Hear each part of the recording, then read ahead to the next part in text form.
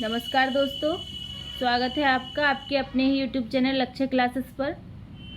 रोज़ की तरह आज भी हम सामान्य हिंदी के कुछ महत्वपूर्ण प्रश्नों पर चर्चा करेंगे। आप सब लोग जल्दी से जल्दी जुड़ जाइए और सेशन को शेयर कर दीजिए अपने सभी दोस्तों में, ताकि सभी लोग जल्दी से जुड़ जाएं और हमारे महत्वपूर्ण प्रश्नों का लाभ उठा सकें।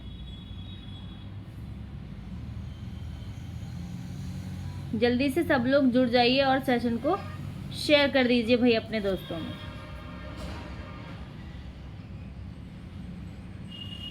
चलिए विचार पढ़ लेते हैं इतने। आए हो जो निभाने किरदार जमी पर, तो कुछ ऐसा कर चलो कि ज़माना मिसाल दे आपकी। जब जमी पे आए ही हो कुछ किरदार निभाने, तो कुछ ऐसा करो ना कि जो ज़माना बाद में आपकी मिसाल दे कि हाँ भाई वो इंसान ऐसा था, वैसे बनो। जैसे जब भगवान जमी पे आए थे श्री राम का रूप धारण करके, तो ऐसी बात नहीं है कि भगवान इस जमी पे आए तो उन्हें कष्टों का सामना ना करना पड़ा हो या उनके सामने परेशानियां ना आई हों। जब इस जमी पे तुम जन्म लेके आओगे तो तुम्हें किसी भी रूप में हो परेशानियों का सामना करना पड़ेगा। परेशानियों ने भगवान को भी नहीं छोड़ा है। जब वो जन्म लेके आए तो उनके सामने भी आई, तो उन्होंने काम कैसा किया? ऐसा काम किया उन्होंने जो उन्हें आज आप याद कर रहे हो। तो आपको जब आप आ ही गए हो जमी पर कुछ किरदार निभाने, भगवान ने बड़े सोच समझ के आपको यहाँ भेजा है, तो आपको ऐसा काम करना है जो आपकी पिछली जो पीढ़ी आने वाली है वो आपको याद करें। ठीक है, चलिए गाली ना दे आपको कि भाई हमारे बड़े बूढ़े ऐसे थे, ऐसा कर गए। ऐसे बनो जो आपको याद करें। चलिए चलते हैं प्रश्न पर। प्रश्न है, इनमें से एक पतवार का पर्यायवाची है। पतवार किसे कहते हैं और उसका पर्यायवाची कौन सा है, ये आपको बताना है। जल्दी से कमेंट बॉक्स में आंसर दीजिए, बहुत महत्वपूर्ण प्रश्न है। इनमें से एक पतवार का पर्यायवाची है। अर्जुन है, दुर्योधन है, कर्ण है या नकुल है? जल्दी से कमेंट बॉक्स में आंसर दीजिएगा भाई, बहुत ही अच्छा प्रश्न है। पतवार का पर्यायवाची कौन सा है?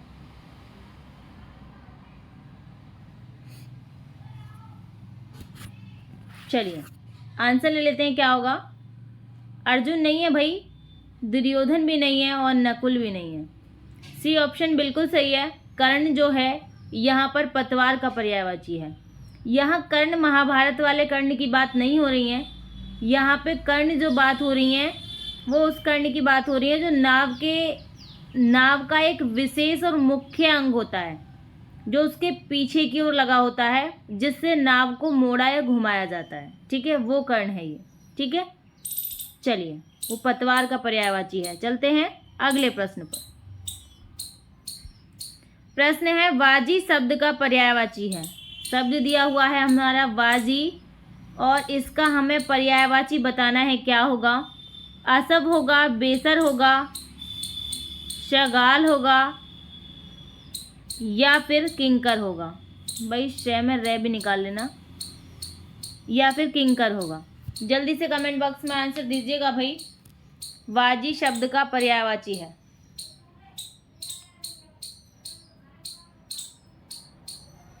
तुमसे तो ये गिलहरी का बच्चा ही अच्छा है, रोज टाइम से क्लास करने आता है भाई।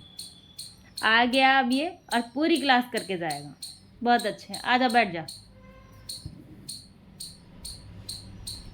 वाजी शब्द का पर्यायवाची क्या है भाई, जल्दी से बताइए। चलिए आंसर ले लेते हैं, क्या होगा? वाजी शब्द का पर्यायवाची क्या है? ए ऑप्शन बिल्कुल सही है, असब। असब किसे कहते हैं? घोड़े को कहते हैं, और वाजी भी घोड़े को ही कहते हैं। ठीक है, बेसर किसे कहते हैं? गधे को कहते हैं। इसे गर्दभ भी कहते हैं और गधा भी कहते हैं। ठीक है, श्रगाल किसे कहते हैं? गीदड़ को कहते हैं। और किंकर किसे कहते हैं? सेवक, दास या नौकर को कहते हैं। गुलाम को भी कहते हैं किंकर। चलिए चलते हैं अगले प्रश्न पर। प्रश्न है, जो बहुत मंद गति से काम करता है उसके लिए एक शब्द। जो बहुत मंद गति से काम करता है उसके लिए एक शब्द बताना है। मंथर, दीर्घसूत्री, सत्वर या मंदाक्रांता। जल्दी से कमेंट बॉक्स में आंसर दीजिएगा, प्रश्न बहुत अच्छा है।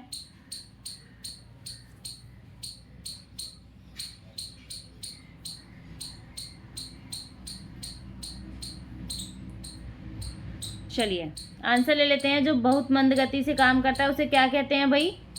ए ऑप्शन बिल्कुल सही है, मंथर कहते हैं उसे। ठीक है, सुस्त या बहुत मंद गति से काम करता है मंथर। दीर्घसूत्री तो वो होता है जो देर से काम करता है, मंद गति से नहीं, देर में। और सत्वार वो होता है जो शीघ्र काम करता है। चलिए चलते हैं अगले प्रश्न पर। प्रश्न है, निम्न में से कौन सा शब्द पानी का भी अर्थ देता है? कौन सा शब्द है ऐसा जो पानी का भी अर्थ देता है? जंगल है, वन है, अरण्य है या कानन है? जल्दी से कमेंट बॉक्स में आंसर दीजिएगा भाई, बहुत अच्छा प्रश्न है ये। कौन सा ऐसा शब्द है जो पानी का भी अर्थ देता है? जंगल देता है, वन देता है, अरण्य देता है या कानन देता है?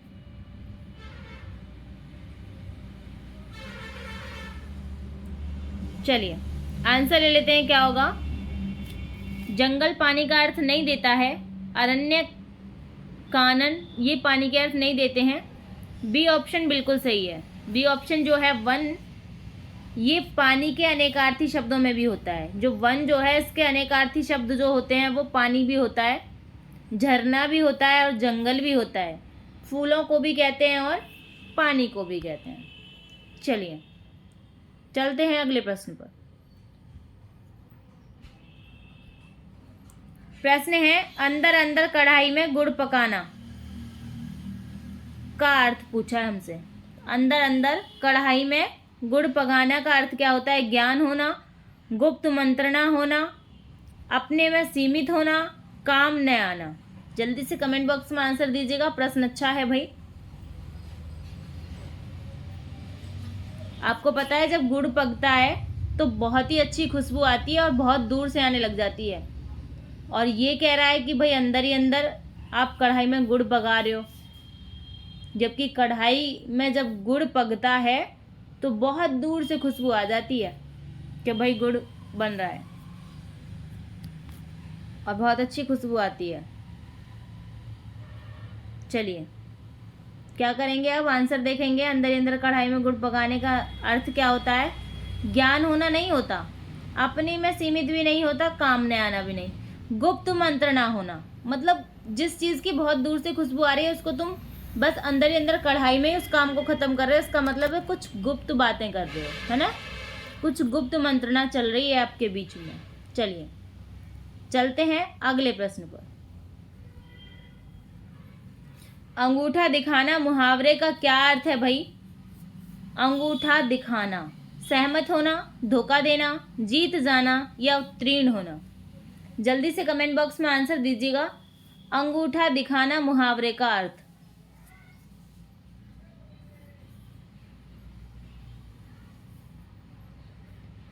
चलिए आंसर ले लेते हैं, क्या होगा? अंगूठा दिखाने का मतलब होता है सहमत होना नहीं होता, बी ऑप्शन सही है, धोखा देना। जीत जाना नहीं होता, उत्तीर्ण होना भी नहीं होता। धोखा देना मतलब आप किसी इंसान से किसी कार्य के लिए कह दो, अब आप अपने फ्रेंड से किसी से ये कह दो भाई हमें एग्ज़ाम में बता देना, और वो आपको एग्ज़ाम में नहीं बताए तो आपके लिए ऐसे बोलोगे यार उसने एग्ज़ाम में अंगूठा दिखा दिया। मतलब क्या कर दिया? धोखा दे दिया आपको, मतलब मना कर दिया बताने से, तो इसे कहेंगे अंगूठा दिखाना। चलते हैं अगले प्रश्न पर। कोई आ रहा है वाक्य में कोई किस प्रकार का सर्वनाम है? कोई आ रहा है वाक्य में कोई किस प्रकार का सर्वनाम है? अनिश्चयवाचक है, निश्चयवाचक है, संबंधवाचक है या निजवाचक है? जल्दी से कमेंट बॉक्स में आंसर दीजिएगा। कोई,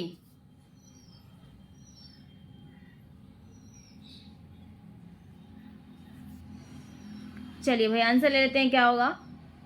कोई आ रहा है, पता नहीं है कौन आ रहा है। हमें पता होता तो हम कोई नहीं कहते, हम तो नाम लेते उस इंसान का, भाई वो आ रहा है, लेकिन हमें पता नहीं है कौन आ रहा है, तो हम क्या है इसमें? अनिश्चयवाचक सर्वनाम है भाई, कोई आ रहा है। चलिए चलते हैं अगले प्रश्न पर। यह मेरी पतंग है, रेखांकित में सर्वनाम है। रेखांकित यह है भाई, और पूछा है हमसे यह मेरी पतंग है, रेखांकित में सर्वनाम है, निश्चयवाचक सर्वनाम है, अनिश्चयवाचक सर्वनाम है, निजवाचक सर्वनाम है या प्रश्नवाचक सर्वनाम है। जल्दी से कमेंट बॉक्स में आंसर दीजिएगा कौन सा सर्वनाम है। आपको पता होना चाहिए कि जब भी किसी वाक्य में यह लगा है, समझो वो वस्तु उसके पास है या उसके सामने है। यह तभी लगाएगा कोई इंसान जब वो वस्तु आपके सामने है या आपको दिखाई दे रही है। ठीक है, यह मेरी पतंग है, वो पतंग या तो उसे दिखाई दे रही है या फिर उसके सामने है। ठीक है, तो क्या है, यह इसमें निश्चयवाचक सर्वनाम है। ठीक है, चलिए चलते हैं अगले प्रश्न पर।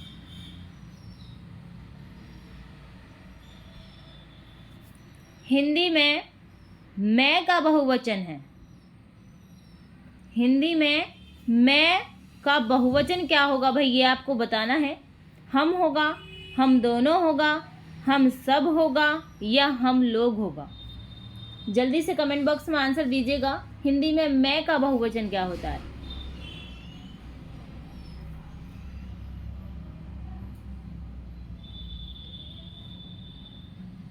चलिए, मैं का बहुवचन पूछा है, आंसर ले लेते हैं क्या होगा। हिंदी में मैं का बहुवचन हम होता है भाई, हम। मैं ये करूँगा, या आप ये भी कह सकते हैं बहुवचन में, यदि आप बहुवचन में प्रयोग करना है हम यह करेंगे। ठीक है, हम यह करेंगे। इसमें निश्चित नहीं है कि क्या लोग हो आप, लेकिन आप हम लगा दो तो उसमें बहुवचन हो जाएगा। चलिए चलते हैं अगले प्रश्न पर। दिशा शब्द का बहुवचन कौन सा है, ये आपको बताना है। शब्द दिया हुआ है दिशा और इसका बहुवचन आपको बताना है। दिशाओं, दिशाएं, दिशा या दिशाएं। जल्दी से कमेंट बॉक्स में आंसर दीजिएगा। प्रश्न अच्छा है और कई बार एग्जाम में पूछा भी गया ये प्रश्न, तो जल्दी से कमेंट बॉक्स में आंसर दे दीजिएगा।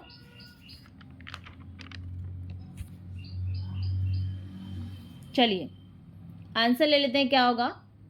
दिशा शब्द का बहुवचन बनाएंगे तो क्या होगा, डी ऑप्शन बिल्कुल सही होगा, दिशाएं।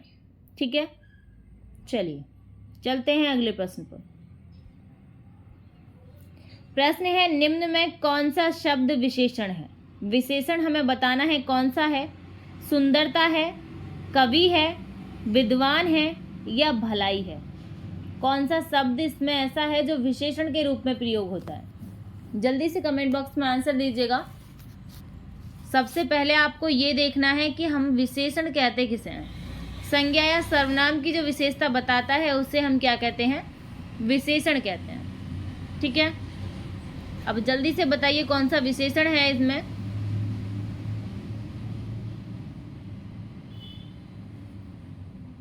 चलिए आंसर ले लेते हैं क्या होगा, कवि। कवि तो भाई संज्ञा है।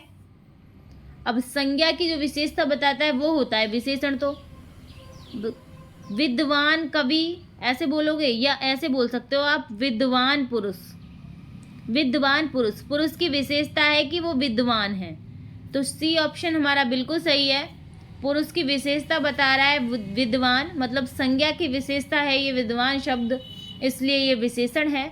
सुंदरता और भलाई ये तो भाई भाववाचक संज्ञा है, ये विशेषण तो है ही नहीं। कवि जो है ये संज्ञा है और सी ऑप्शन हमारा बिल्कुल सही है। चलिए चलते हैं अगले प्रश्न पर। निम्न में विशेष्य है, भाई विशेष्य क्या है ये आपको बताना है। श्वेत, जीर्ण, गरीब या किताब। विशेष्य क्या है, जल्दी से कमेंट बॉक्स में आंसर दीजिएगा।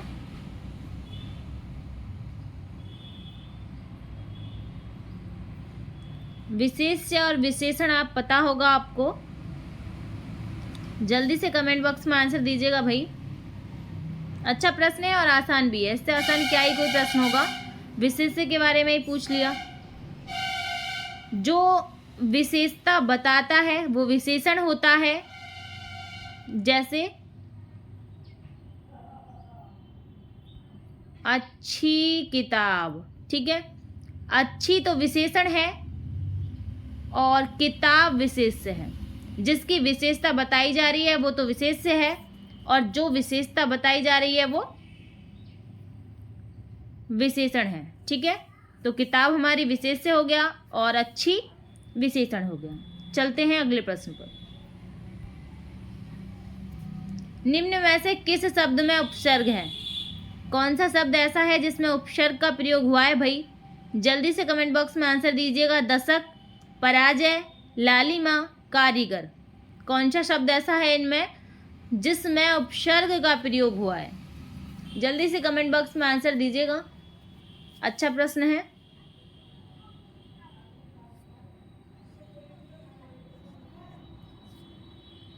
चलिए आंसर ले लेते हैं। क्या होगा भाई? पढ़ते रहिएगा।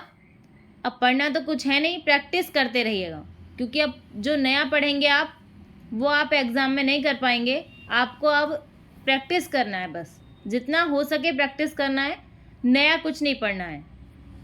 जो जब एग्ज़ाम के थोड़ा समय बचे 8-10 दिन, तो आपको फिर नया नहीं पढ़ना है, आपको सिर्फ प्रैक्टिस करनी है, क्योंकि नया पढ़ेंगे तो पुराने को भूल जाएंगे। इसलिए आप बस प्रैक्टिस कीजिएगा, आप बाकी हो जाएगा। पैट का एग्ज़ाम आसान आता है, ज़्यादा कठिन नहीं आता है। तो क्या होगा भाई? उपसर्ग किस में है? बी ऑप्शन हमारा सही है। पराजय शब्द में उपसर्ग है, परा उपसर्ग है इसमें, और दशक शब्द में प्रत्यय लगा हुआ है, लालिमा शब्द में प्रत्यय लगा हुआ है, कारीगर शब्द में भी प्रत्यय है। कारीगर शब्द में गर प्रत्यय है, और लालिमा शब्द में ईमा प्रत्यय है, और दशक शब्द में अक प्रत्यय है। ठीक है, एक पराजय ही शब्द ऐसा है जिसमें उपसर्ग है। चलिए चलते हैं अगले प्रश्न पर। प्रश्न है किस शब्द में ए उपसर्ग है? ए उपसर्ग किस शब्द में है ये आपको बताना है। अभिमान, अनजान, अभाव या अभिमान? अवमान। जल्दी से कमेंट बॉक्स में आंसर दीजिएगा। कौन सा शब्द ऐसा है जिसमें ए उपसर्ग है?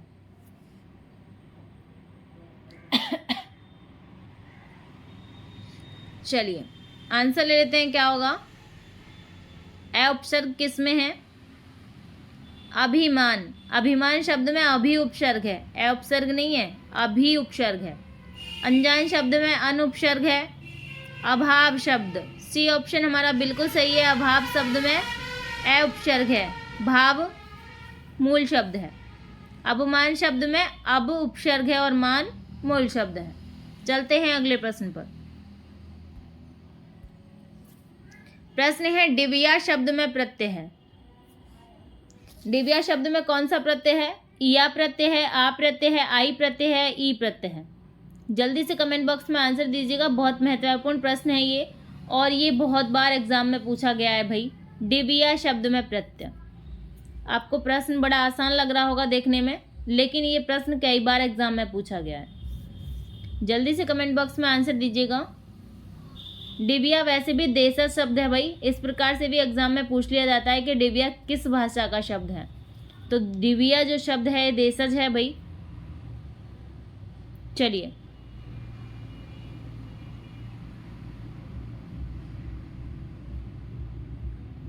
आंसर ले लेते हैं। क्या होगा? डिबिया शब्द में या प्रत्यय है। ठीक है, चलिए चलते हैं अगले प्रश्न पर। प्रश्न है यद्यपि मोहन धनी है तथापि बहुत दुखी है। मोहन धनी है फिर भी दुखी है। यद्यपि मोहन धनी है तथापि बहुत दुखी है। साधारण वाक्य है, संयुक्त वाक्य है, मिश्र वाक्य है, या इनमें से कोई नहीं? जल्दी से कमेंट बॉक्स में आंसर दीजिएगा। कौन सा ऑप्शन सही होगा भाई? यद्यपि मोहन धनी है तथापि बहुत दुखी है, मतलब धनी होने के बाद भी वो दुखी है। ये तो गलत बात है भाई। चलिए, अक्सर ज़्यादा धनी लोग मैंने दुखी देखे हैं, तो ज़्यादा पैसा कमाने की कोशिश नहीं करनी चाहिए। लिमिट में होनी चाहिए हर चीज़, तभी सुखमय जीवन होता है। यदि कोई भी चीज़ ज़रूरत से ज़्यादा आ जाएगी तो जीवन सुखमय नहीं रहेगा। चलिए, साधारण वाक्य नहीं है भाई, ये संयुक्त वाक्य भी नहीं है, उपरोक्त में से कोई नहीं तो बिल्कुल नहीं है। सी ऑप्शन बिल्कुल सही है, मिश्र वाक्य है। यद्यपि और तथापि मिश्र वाक्य में प्रयोग करते हैं। चलते हैं अगले प्रश्न पर। निम्न में एक वाक्य अशुद्ध है। एक वाक्य अशुद्ध है इनमें, वो आपको बताना है कौन सा अशुद्ध है। हम लोग आपका आभार मानते हैं, तुमने उसे बैठने को क्यों नहीं कहा। अगले शनिवार को शीला छुट्टी पर रहेगी, वह कमरे में जाकर सो गया। आपको ये बताना है कि कौन सा वाक्य इनमें अशुद्ध है। जल्दी से कमेंट बॉक्स में आंसर दीजिएगा।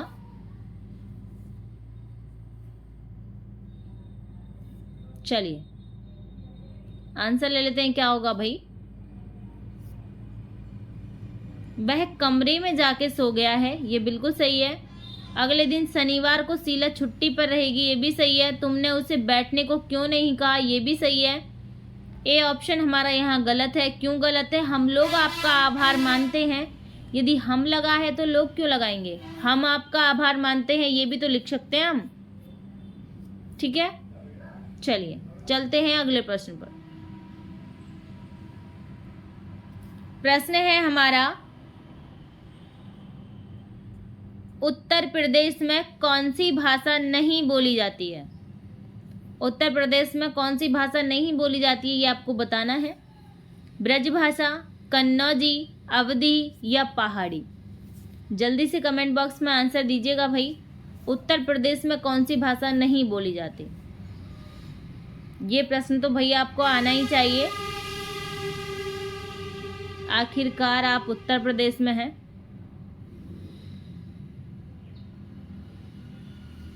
चलिए आंसर ले लेते हैं, क्या होगा। उत्तर प्रदेश में कौन सी भाषा नहीं बोली जाती। ब्रज भाषा बोली जाती है भाई, कन्नौजी भी बोल लेते हैं, अवधी भी बोल लेते हैं। बस पहाड़ी भाषा उत्तर प्रदेश वाले नहीं बोलते, पहाड़ी भाषा तो पहाड़ी वाले बोलते हैं। ठीक है, डी ऑप्शन यहाँ सही है भाई, पहाड़ी भाषा नहीं बोलते उत्तर प्रदेश वाले। चलते हैं अगले प्रश्न पर। अमर्ष क्या है।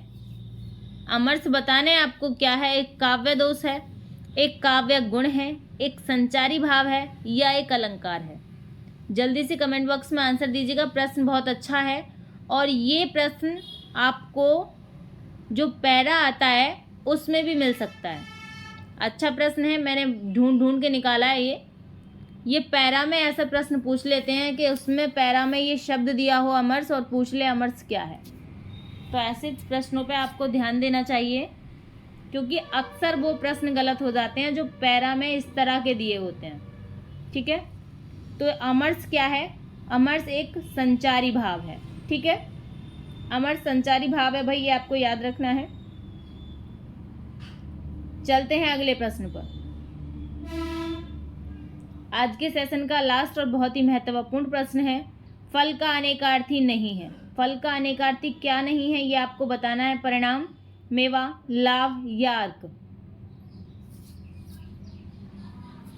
जल्दी से कमेंट बॉक्स में आंसर दीजिएगा। फल का अनेकार्थी क्या नहीं है। फल, परिणाम को भी फल कहते हैं भाई, मेवा को भी फल कहते हैं और लाभ को भी फल कहते हैं, लेकिन अर्क जो है ये फल का अनेकार्थी नहीं है। ठीक है, चलिए डी ऑप्शन यहाँ बिल्कुल सही है। इतनी देर तक बने रहने के लिए भाई बहुत बहुत धन्यवाद आपका। सेशन को लाइक कीजिएगा, शेयर कीजिएगा अपने सभी दोस्तों में और चैनल को सब्सक्राइब भी कीजिएगा भाई। धन्यवाद।